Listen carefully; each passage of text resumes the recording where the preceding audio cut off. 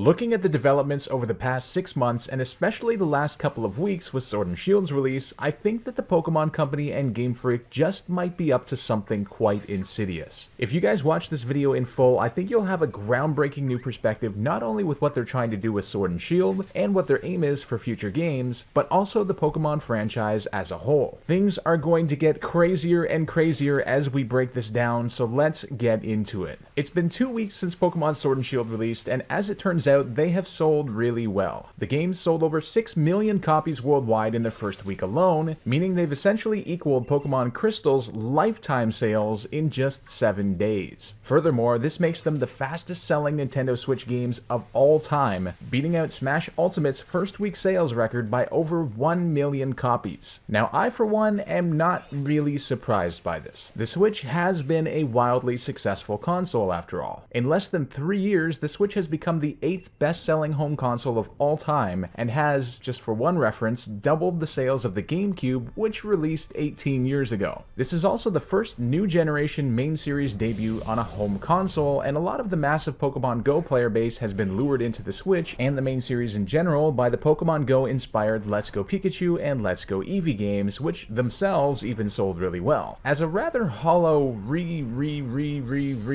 remake of Kanto, this game sold around 12 million copies in a year, beating the lifetime sales of the likes of Pokemon Crystal, Emerald, Platinum, Black 2 and White 2, Ultra Sun and Ultra Moon, Fire Red and Leaf Green, and will probably end up beating Heart Gold and Soul Silver as well. If Let's Go sold 12 million, I think it was inevitable that a new generation game would way outsell that number. Sword and Shield also doubled the first week sales of Let's Go, so if we use that same projection Let's Go had, we can assume that Sword and Shield might sell double what Let's Go did, meaning well over 20 million. And this is all, of course, despite the immense controversy that has occurred surrounding these games. When I saw these sales numbers, I immediately started to wonder about Game Freak and the Pokemon Company's marketing tactics, and I did a ton of research. What I've come to realize is quite shocking, and I knew I had to share what I found. I started by comparing the Pokemon marketing tactics to other franchises, even within Nintendo. And the first thing that stood out to me immediately that I don't think gets enough scrutiny is the amount of versions of each game that are released, starting off with the 2 versions of every new generation game. Now, on the face of it, this doesn't seem to be too much of a problem. Game Freak is of course entitled to release their games however they want, but looking into it deeper, there is a significant ethical concern here. Although the games are released simultaneously, they do have entirely different covers and different titles, and given that these games are predominantly marketed to children, this could very well be deceptive. I know that even for myself, when I was 6, I got Pokemon Blue version for my birthday, and later asked my parents to get me Pokemon Red as well, which I thought was an entirely different game, but was quite disappointed when playing through it to find out it was essentially the same thing.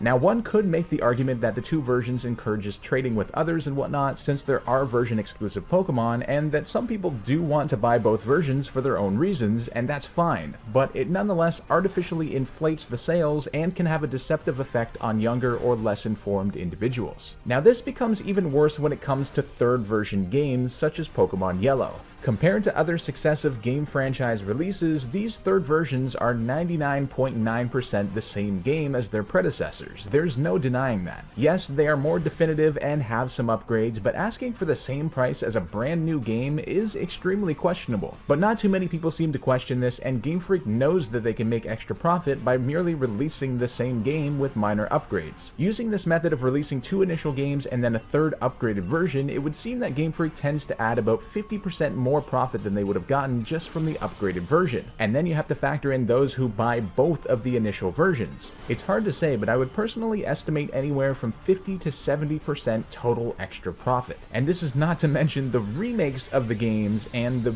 remakes of the games, but that's a whole other issue. Now, this is the key here. Game Freak undoubtedly started exploiting this method in Generation 5 when they began to also release 2 extra upgraded versions with Black 2 and White 2. Granted, these were good upgrades, but they didn't need 2 versions. This means that at this point, what is basically the same game started getting released 4 times at full price. And guess what? These extra versions also had a direct impact on sales. Let's look at the data. Gold and Silver sold 23.1 million copies, and Crystal sold 6.4 million. Ruby and Sapphire sold 16.2 million, and Emerald sold 7.1 million. Diamond and Pearl sold 17.7 million, and Platinum sold 7.6 million. Now here's where the divide begins.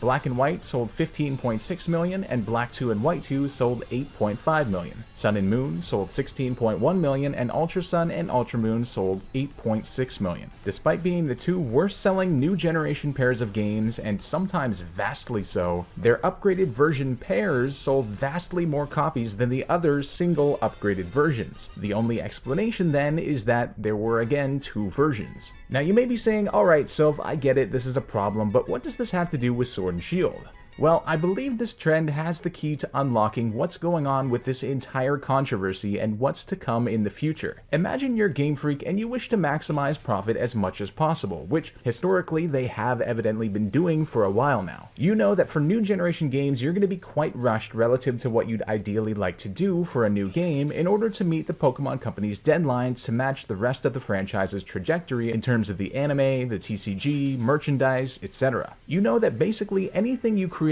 will sell, so you rush Sword and Shield, as evidenced by the numerous issues that it has that we've covered extensively on other videos. In the meantime, you have part of your team develop a full-scale Switch side game simultaneously called Little Town Hero, so you can have insurance if Pokemon does become more mobile-based in the future, and so that you can have your own project for which you get all of the profits, instead of making games for a company that takes a large cut of the profits for a publisher that also takes a large cut of the profits. In Game Freak, even when we were there were a couple references to like, hey, you want to talk about Little Town Hero? Should we talk about Little Town Hero, right? And it's like, because that's where they get to keep a larger piece of that pie. And I think that's a fascinating idea, is them trying all these little projects just to like, it's nice to get out from Pokemon every once in a while. Also financially, we can kind of profit directly from these. You also purposefully keep the Game Freak team way smaller than is expected of a AAA game developer so that you can maximize profits for the smaller amount of people having to be paid. And Masuda has openly come out and said he prefers to keep the team small despite having more than enough resources to be able to have a significant expansion. Keeping that team as tight as possible while still being able to crank out these mainline RPG series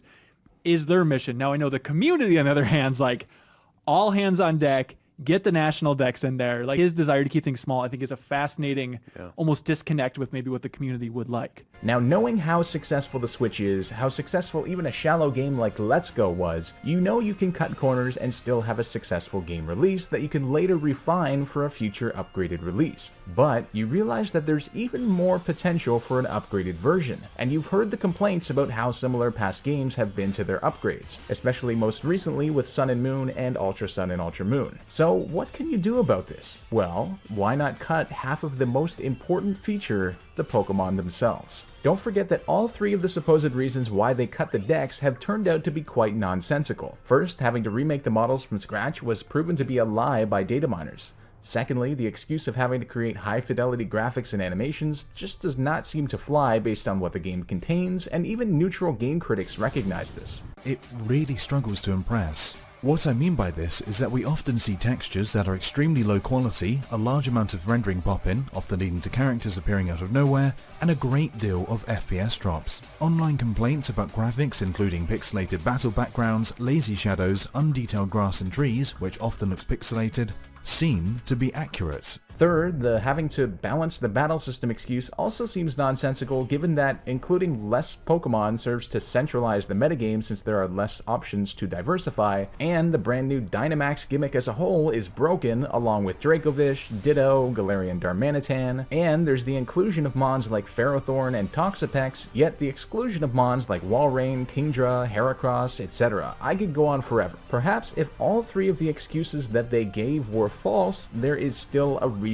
out there, and this could very well be it. Not only does this save time to meet Pokemon Company deadlines and stir up a controversy that gets massive publicity for the games, and even many people who haven't been into Pokemon for a while will inevitably hear about it, controversy sells, as the saying goes, but that is a huge additional feature that will entice people to buy the upgraded version at very little cost, since there's just enough in the initial games for the average consumer to still buy it. I've received over 60,000 comments on my Sword and Shield videos, and I can't tell you how many times I've seen, yes, I'm upset about the missing Pokemon, and yes, I'm upset that Game Freak lied to us about the reasons for the cut, but I'm still gonna buy the game and enjoy what it has to offer. And based on sales, it does seem as though this is kind of the default position. Isn't it also weird how, despite Gen 8 apparently being limited to less than half of the Pokedex and being centrally focused on the Galar region, the Pokemon anime is going to start off in Galar but then include all the other regions too? You'd assume if there's a big focus on all the other regions that there would be a big focus on their Pokemon too, and we've even seen this on the promotional poster where there are numerous Pokemon that aren't in the Sword and Shield games, but they are in the Sword and Shield anime.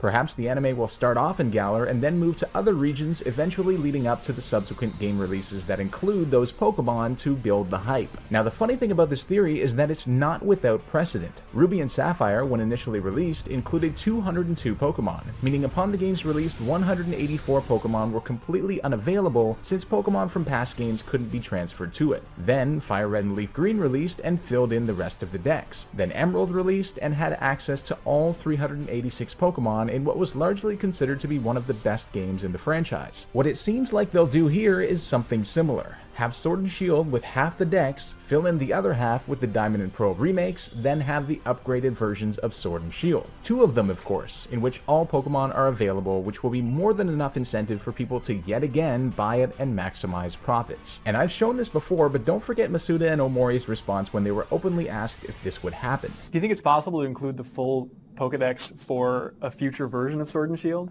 No comment. And of course this no response answer is followed by Masuda glancing over at the Pokemon Company executives who were overseeing the interview to ensure that nothing out of line was said. Even though there's, 4 people from the Japanese Pokemon Company like watching intently with every answer they give and stuff off to the side, Anyway guys, that's all I have for this video, a theory as to what exactly is going on with Sword and Shield and what I believe could very well be the future of this generation based on past trends and current circumstances. If you enjoyed this video, be sure to leave a like and subscribe with notifications on for more Pokemon content. Be sure to leave a comment down below letting me know what you think about this theory and what the future of Pokemon is going to hold. This has been Sil Spectre, and I'll see you guys next time for another Pokemon video.